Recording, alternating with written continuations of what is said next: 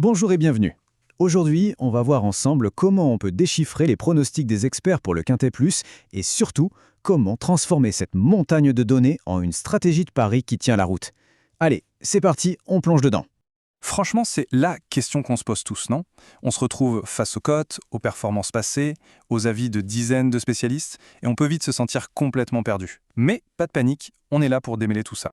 Et pour que ce soit bien parlant, notre analyse va se concentrer sur la course du jour, le prix des 4 glacières à Chantilly. C'est une course assez rapide, 1400 mètres, ça promet d'être vraiment intéressant à suivre. Bon, première étape, et c'est la plus logique, il faut identifier le favori. Et pour ça, on ne va pas se fier à un seul avis, non. On va plutôt écouter la sagesse collective, ce que pense l'ensemble de la presse hippique. L'outil un peu magique pour faire ça, c'est ce qu'on appelle la synthèse de la presse. En gros, elle compile et analyse des dizaines de pronostics pour en extraire une tendance générale, un consensus. C'est vraiment la pierre angulaire de toute notre méthode. Et ce qui est assez faux aujourd'hui, c'est que cette synthèse est sans appel. Il y a un seul cheval qui a réussi à mettre quasiment tout le monde d'accord. Le suspense est à son comble.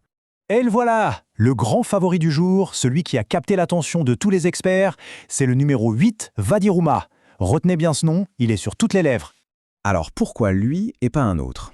Eh bien la raison est assez impressionnante, on le retrouve dans les 3/4 des pronostics pour le tiercé. À ce niveau-là, ce n'est même plus de la popularité, c'est un véritable plébiscite.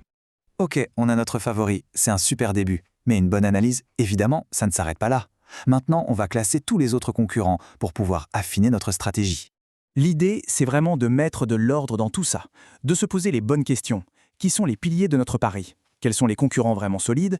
Et qui sont les outsiders capables de créer la surprise et de tout chambouler? Et voilà, ce tableau, c'est un peu notre feuille de route pour la course. Regardez, tout en haut, sans surprise, notre fameux numéro 8, Vadiruma, seul dans la catégorie base. C'est dire. Juste en dessous, les chances sérieuses, les numéros 3, 4 et 7, eux, ce sont les candidats parfaits pour les places d'honneur. Ensuite, on a les outsiders et les gros outsiders pour ceux qui aiment le risque et les gros rapports potentiels. Et tout en bas, on voit le numéro 6, qui est lui complètement délaissé par la presse. Donc pour faire simple, la base, c'est notre pilier, l'encre du pari. Les chances sérieuses, ce sont ses lieutenants, ceux qui ont le plus de chances de l'accompagner sur le podium. Et les outsiders, c'est le piment du jeu, les chevaux qui peuvent vraiment faire grimper les gains. Bon, la théorie c'est bien joli, mais concrètement, sur un ticket de jeu, ça se traduit comment tout ça? C'est ce qu'on va voir tout de suite. Ce qui est génial avec la synthèse de la presse, c'est qu'elle nous donne des pistes de jeu concrètes. Que l'on soit sur PMU.fr ou ZTurf, la logique est la même. On part de notre base, le 8, et on construit autour. Par exemple, un jumelé placé, où l'on parie que 2 de nos chevaux finissent dans les 3 premiers. Ou encore un trio. Bref, c'est super flexible. Allez, pour être sûr que tout le monde suive bien, on va prendre un exemple précis et le décomposer étape par étape. Comme ça, le jargon des paris n'aura plus aucun secret. Alors, regardons ce fameux quintet flexi 50%. D'abord, on choisit nos 4 chevaux les plus solides, notre base et nos chances sérieuses, donc le 8, le 3, le 4 et le 7. Ensuite, pour la 5e place, au lieu de choisir un seul cheval au hasard, on va faire ce qu'on appelle un champ, en incluant tous nos outsiders.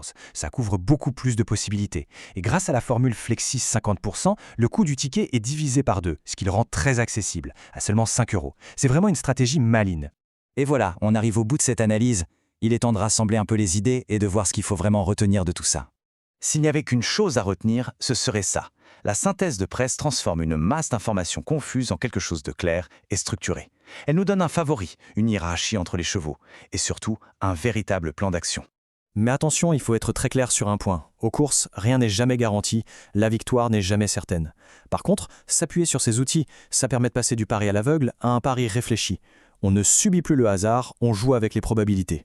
Et tout ça, ça nous laisse avec une grande question pour la fin. Dans ce jeu absolument fascinant, qu'est-ce qui prime vraiment? L'analyse rigoureuse des données ou le coup de change totalement imprévisible qui fait toute la magie des courses? La question reste ouverte.